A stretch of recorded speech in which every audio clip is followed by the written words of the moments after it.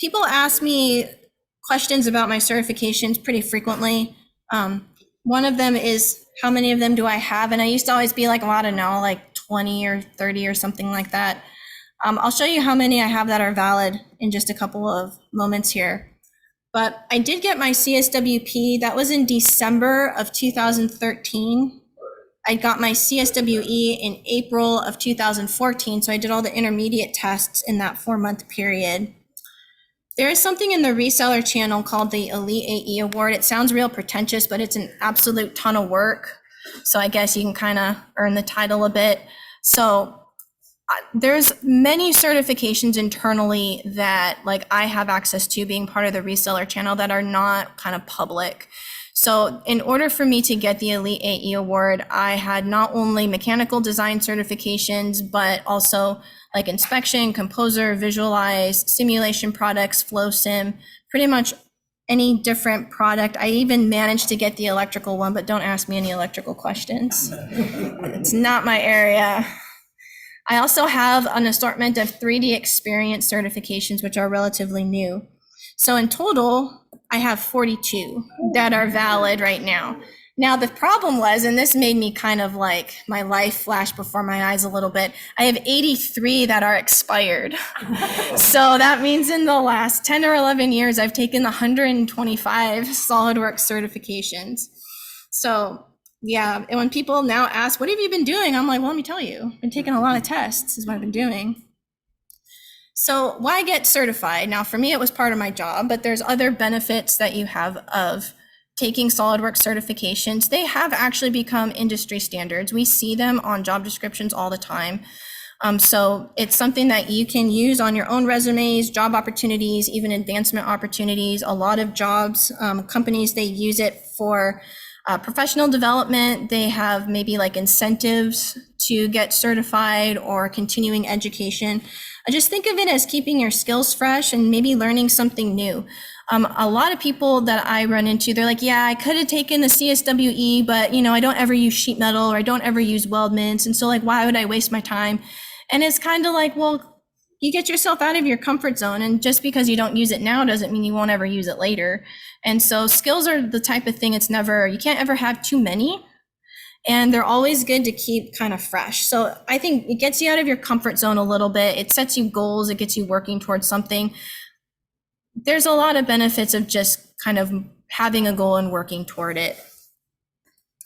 So CSP exam tactics. I am focusing on the CSWP because I didn't take the CSWA. My manager didn't tell me I had to, so I didn't. And I didn't realize there was one until I got in all the others, and then it seemed redundant.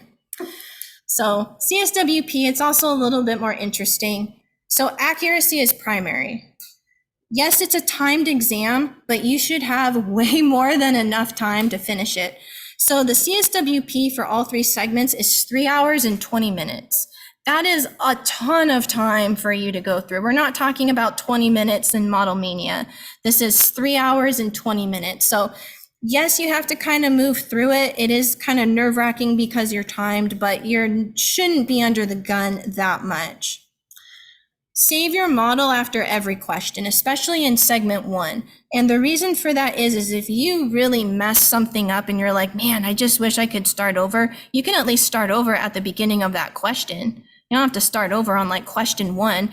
These questions are cumulative, meaning they build upon each other. So if you mess up question 1, you pretty much failed that segment.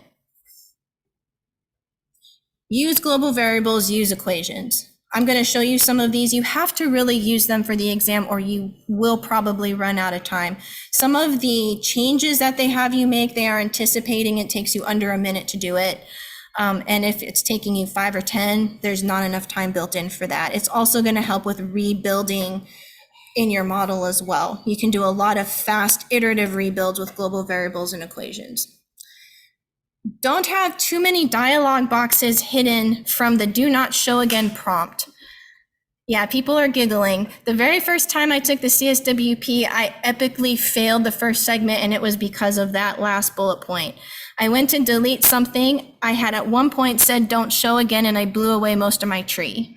And then in my panic, I just ran out of time. So I did pass it the second time and I passed the other 2 segments. But what we have to understand about how SolidWorks does their do not show again screens, it's not that the software doesn't need an answer to that question once you click the box.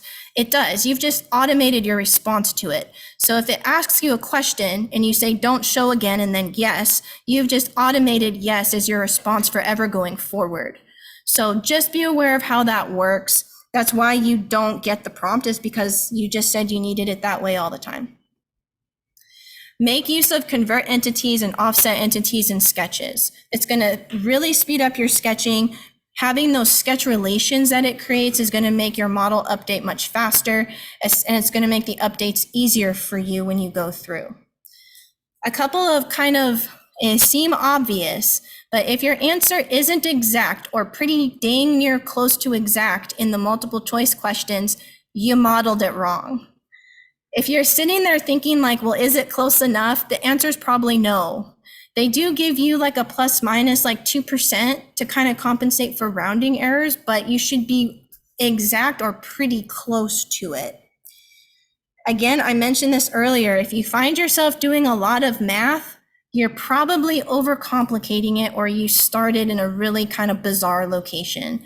So just a couple of things there. If you find that you're kind of going down some of those rabbit holes, take a step back and kind of reevaluate, because chances are you're kind of getting caught up in your own brain and you're overcomplicating what you're doing. So I am going to do a little bit of an overview here for the sample exam. Now this sample exam, if you go into Google and type SolidWorks CSWP on the website, you can download the sample exam for this. It's a PDF, so you can kind of go through this whenever you want. But I do want to talk a little bit about what they provide you, because it is going to be much more complex than ModelMania. The way that SolidWorks does these questions is they have you go through and model something. So you can already tell this is a lot more involved than what ModelMania is going to be. They also have you do many more design iterations. So ModelMania is like, model it, change it once, and then you're done. The test is like, model it, then change it like 8 times and you're done. So it's a lot more extensive. So make sure that everything is kind of set up correctly the first time. So I'm not going to go through all the questions just due to time, but I do want to go through part of the modeling portion. It gives you an idea with sketch relations and the equations and global variables, kind of how we utilize them. Couple of things here that I look at with what they give me. Again, they give you everything that you need, but notice that like the 25 here, the 95, the 35, those are all based off of that same bottom edge. We can sketch it that way so that our dimensions match. When I see a lot of these values like number 9, there's a lot of them in this section. Immediately in my mind, that's offset entities, because you're not going to want to sit there and dimension them all and change them all. So offset entities will be there. A lot of these letters, those are actually going to be global variables and equations. Now this number 5, that's going to probably be an offset from surface and condition. So kind of look through the model, see what you're dealing with, get kind of a good point, maybe a strategy in your mind of what we're going to be working with. Now also read what they give you. So a couple of things here. They give you the units that you're going to be in. They also give you 2 decimal places. I recommend that you set your computer to however many decimal places they give you, because then you are not responsible for rounding. It will round for you, and it's usually pretty close to being exact. So material is there. All holes are through holes. And then here they give us a bunch of information. So this is where I'm going to set up global variables and equations. And I'm going to set this up before I model anything. So let's go into SolidWorks here. Again, I'll go ahead and start a new model. So again, using my millimeter option, and I can go under document properties and I can specify my units to be 2 instead of 3. Again, it's just going to compensate for the rounding. Now, one thing I'm going to do, and this is something that you can run into an issue of forgetting, is you can set your material right at the beginning. Set some of this up just right at the beginning, because as you start going, if anything goes wrong, you're going to start missing details. Now with global variables, I'm going to flip my page over here. We're going to start adding these in because we're going to use them as we model. A lot of times there's like a misconception that we have to add global variables after we've modeled items. Not the case. You can set them up really at any time and then utilize them in your everyday modeling. So again, I know you're not seeing this. I'm looking at this on the side. Again, just getting through some of this kind of boring data entry information here. So I can also compensate for the arithmetic that they've added. So I can have global variable A divided by 3, and then Y is going to be global variable B divided by 3 plus 10. So I have a lot of that initial setup completed. So what that's going to allow me to do now is when I kind of go back into my model, I can start utilizing a lot of that information. So one of the first things I'm going to do here, again, a lot of those kind of shortcuts, we can use those as well. So tab A, again, I use that one pretty frequently. Now this bottom one, this is where we can start adding global variables. Just hit the equal sign, and this is going to be global variable B. If you hit enter again, it will evaluate it, and then enter a third time actually accepts it. So if you're kind of like, oh yeah, SolidWorks has to hit the green checkbox all the time, you can hit usually enter for most of this. And we'll go ahead and extrude this. This is going to be 25. Now for the other items here, and again, this is kind of coming back into my model here, I'm going to do kind of this curved section and then this 35. So those are all going to be on the top plane so that my model matches my dimensions. So I'm going to do a click drag. Remember, if you do a click drag, it automatically trims your lines. If you do a click release, click release, click release, it actually continues. Now, with the placement of this, one thing that you're going to notice inside of the actual drawing is we have kind of a center line. This is going to be perfectly lined up with these lines. So that's where we're getting that from. Kind of interpreting some of the sketch relations that we have to add in is going to be one of the hardest parts of the modeling portion of the CSWP. So here, this is going to be 80 and then 80. And from this corner, this is actually going to be global variable C. So again, linking into my global variables. Because of the sketch relations up here, I only have to add it once. It is an implied symmetry based on the sketch relations that I have. So don't think that you did anything wrong. If I tried to add another value here, it's going to overdefine what I'm doing. So what I'm going to do next is this is going to be an offset entities. So I can go ahead and click on my sketch, make sure it's going 15 to be a little bit smaller to the right. Now, don't forget, you still have to close your sketches. In order for this to be a solid extrusion, you still have to close your sketch. And once that's completed, we can go ahead and make this 95. Make sure it's going upward in the correct direction.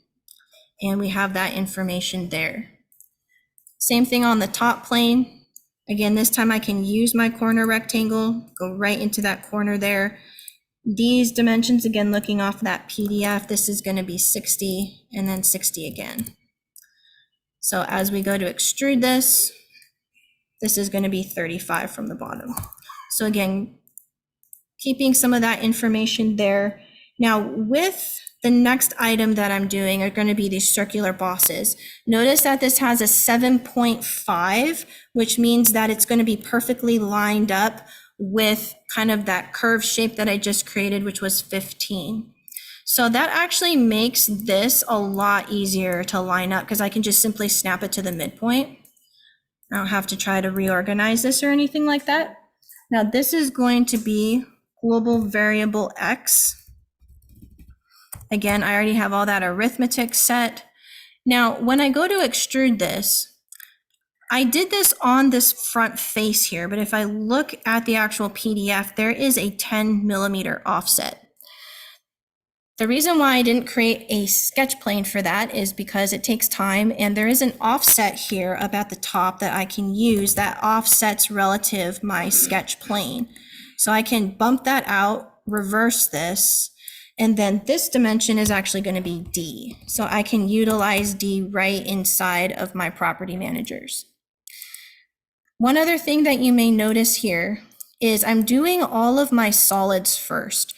Now, I do teach some of the SolidWorks Essentials classes as well, and one thing that we mentioned there is that you want to try to do your solids first as a good basic starting point, because then you don't end up kind of filling in holes or duplicating a whole lot of information.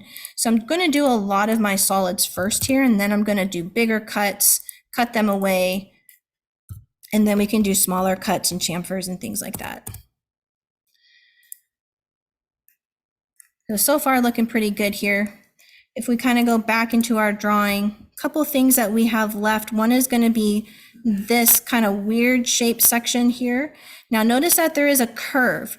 So this kind of pushes a limit here where normally I like all my fillets to be at the end, but in this case, it's going to actually help me simplify kind of this other feature. And this is actually going to be 15. So I'm kind of going a little bit off of what I would normally do. I like to have fillets at the end, but what I'm going to do in this is just go under offset entities. And again, this is going to be 9. So we can flip that to the other side. And if we go ahead and then cut that, this is where we're going to do offset from surface.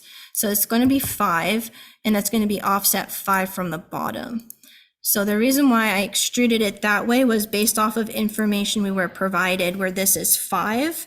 We don't actually know the depth of the cut. And again, I shouldn't have to sit here and do math to figure it out. So the next item is going to be my hole wizard. Now, hole wizard information, because I did run through this before, this is going to be the settings that we have. This was provided in the PDF. So what they've actually provided you with here is all this information. So this is where this came from. They also gave you the through hole diameter, counterbore depth.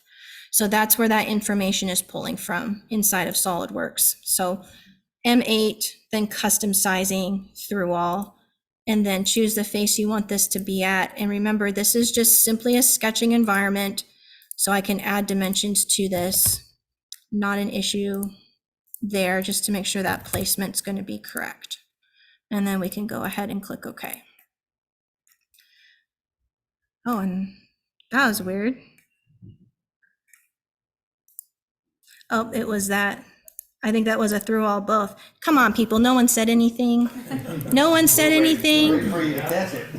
I caught it. I had it through all both in direction 2. But nope, that's what'll happen on a test. You're like, wait a minute, that looks wrong. So yeah, I had a second direction there still. Couple things left here. Again, these are all through all holes linking up into the middle. Now this middle section, this is going to be global variable E.